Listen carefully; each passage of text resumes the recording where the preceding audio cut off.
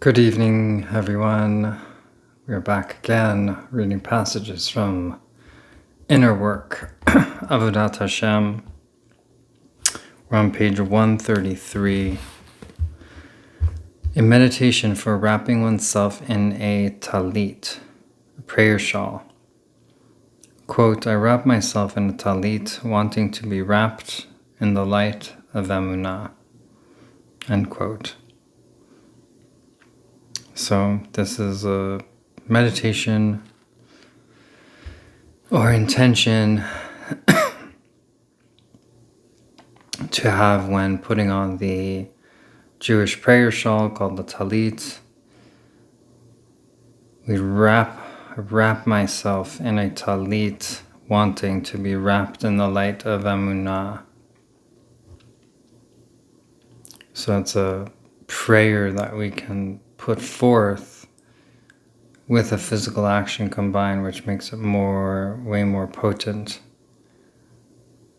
When you have a physical action directly corresponding to a prayer, wrapping oneself in an actual prayer shawl and asking to be wrapped in the light of Emunah, of embodied faith.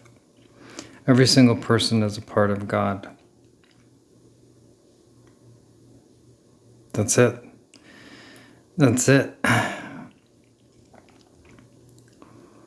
6 words, 7 words in this passage. Every single person is a part of God.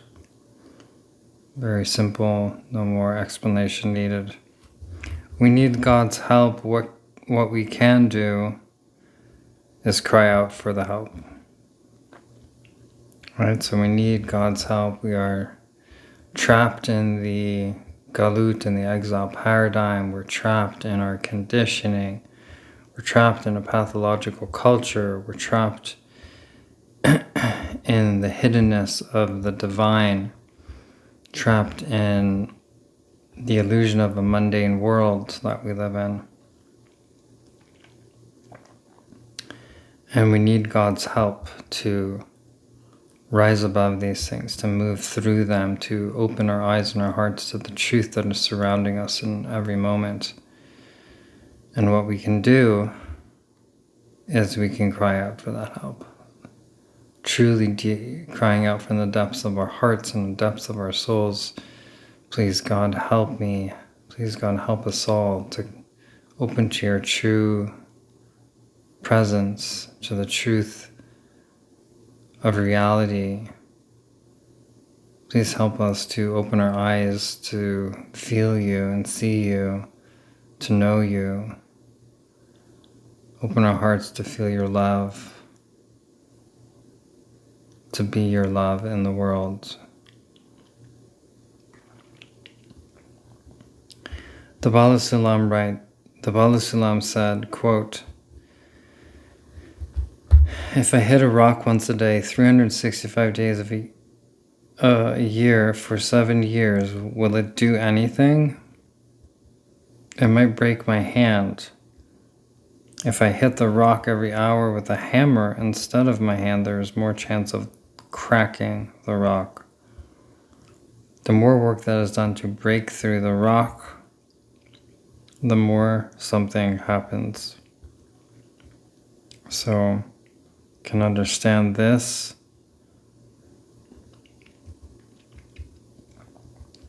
as a parable, a metaphor. If you try to accomplish a task, if you try to accomplish healing or awakening, but you're using a soft approach, then there's no chance that you're going to succeed. But if you use a strong approach, one with strength, one with focus, using the tools that are actually made for the job, made for accomplishing the goal,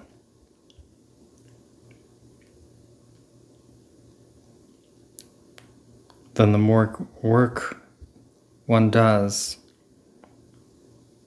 the more something happens, the more success you have in your endeavor.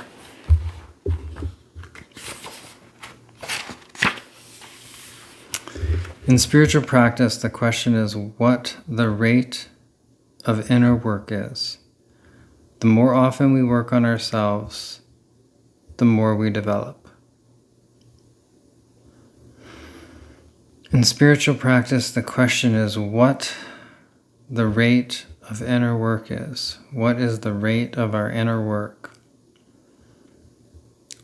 The more often we work on ourselves, the more we develop, right? So continuation of the last theme, like the harder you work on breaking that rock, the harder you work on with the correct tools, and the harder you work on accomplishing your goals,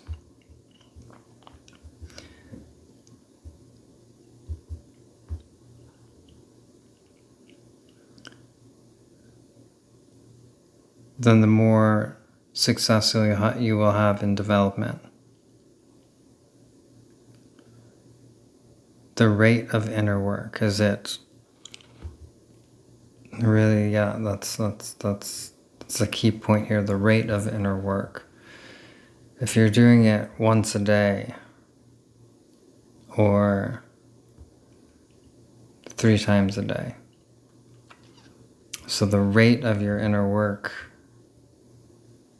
is pretty low compared to if you were doing it every hour, for example, or as the rate increases, the rate of development increases until every moment you're doing spiritual work. And thus there's a rapid development that's taking place. Connecting to people who are attached to God and to the holy books written by those people is like connecting to oxygen. Again, this deep core theme in the Ashlag work, connecting to people who are attached to God and the holy books written by them. This is essential in this work.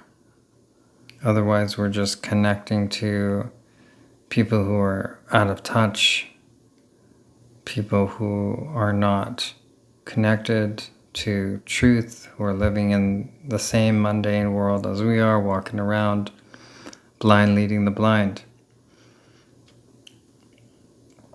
But what we can do is connect to Sofrim and Sfarim, the holy books and those who write the holy books.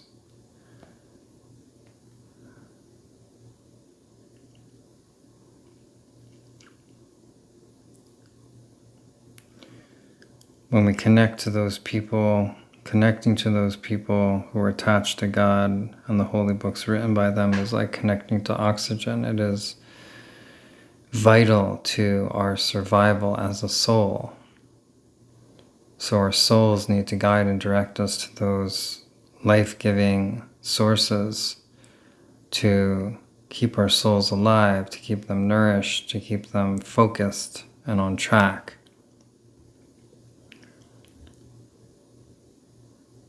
Final passage, Be'emet rak Adonai yachol la'azor. Be'emet. The truth is, Rak Hashem, only God, yachol la'azor, is able to help. Truly, only God is able to help. To help us in our endeavors for Geulah, for redemption, for healing, and for awakening. We need God's help. We need to cry out to God for that help.